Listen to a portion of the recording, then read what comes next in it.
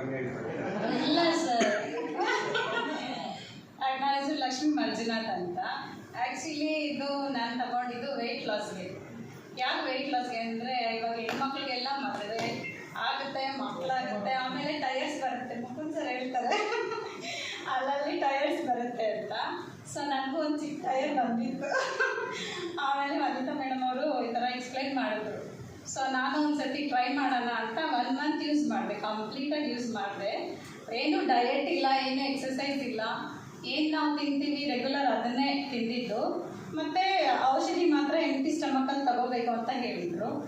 ಔಷಧಿ ಅಲ್ಲ, ಅದು ಊಟ. ಓಕೆ, ಊಟನೇ.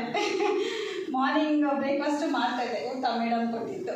ಆಮೇಲೆ ನನಗೆ healthy weight loss 2 to 3 kgs loss ಆಯಿತು. 2-3 3 kgs. ಬೈ ನಮ್ಮ ಕಂಪನಿಯಲ್ಲಿ ವೆಯ್ಟ್ ಲಾಸ್ ಆಗಲ್ಲ, ಫ್ಯಾಟ್ ಲಾಸ್ ಆಗುತ್ತೆ. ನಮ್ಮದು ಗಾರ್ಸಿಟ್ರಿನ್ ಮತ್ತು ಫೋರ್ಸಲಿನ್ ಅಂತ 2 ಪೇಟೆಂಟೆಡ್ ಇಂಗ್ರೀಡಿಯೆಂಟ್ಸ್ ಇರುವಂಥ ಇಂಗ್ರೀಡಿಯೆಂಟ್ಸ್ ಇದೆ ನಮ್ಮ ಪ್ರಾಡಕ್ಟ್. ಹಲೋ, ಸೊ ನಿಮಗೆ ಹೇಳಿಸ್ತಾ ಇದ್ದು ನೀವು ಕೇಳಿಸಿ. ಯಾಕಂದರೆ ದೇಹದಲ್ಲಿ ಕೊಬ್ಬು ಜಾಸ್ತಿ ಆದರೆ ಹಲವಾರು ಸಮಸ್ಯೆಗಳಿಗೆ ತುತ್ತಾಗ್ಬಿಡ್ತೀವಿ ನಾವು. ಅದಕ್ಕೆ ಮನುಷ್ಯ ಯಾವತ್ತೂ ವೆಯ್ಟ್ ಲಾಸ್ ಆಗಬಾರ್ದು, ಫ್ಯಾಟ್ ಲಾಸ್ ಆಗಬೇಕು. ಸೊ ವೆಯ್ಟ್ಗೂ ಫ್ಯಾಟ್ಗೆ ಏನು ಡಿಫ್ರೆನ್ಸ್ ಅಂದರೆ ಮೂಳೆಗೆ ಅಂಟ್ಕೊಂಡಿರುವಂಥ ಮಾಂಸ ಏನಿದೆ ಅದು ಯಾವತ್ತೂ ಕಡಿಮೆ ಆಗಬಾರ್ದು. ಸೊ ಚರ್ಮದ ಕೆಳಗಡೆ ಇರುವಂಥ ಮಾಂಸ ನಮ್ಗೆ ಜಾಸ್ತಿ ಇರಬಾರ್ದು, ರೈಟ್? ಸೊ ಮೂಳೆಗೆ ಅಂಟಿರೋ ಮಾಂಸ ಜಾಸ್ತಿ ಇರ್ತದೆ, ಇಮ್ಯುನಿಟಿ ಸ್ಟ್ರಾಂಗ್ ಆಗಿರ್ತದೆ. ಸೊ ಸಖತ್ ಹೆಲ್ದಿಯಾಗಿ ಕಾಣಿಸ್ತೀವಿ. ನಮ್ಮ ಪ್ರಾಡಕ್ಟ್ ಇವ್ರಿಗೆ ಮಾಡಿರೋದು ವೆಯ್ಟ್ ಲಾಸ್ ಅಲ್ಲ, fat loss. Thank you. So ಈಗ ಜಾಸ್ತಿ ತೂಕ ಇರಬೇಕಾದ್ರೆ ಏನಾದರೂ ಸಮಸ್ಯೆ ಆಗ್ತಿತ್ತ ನಿಮಗೆ?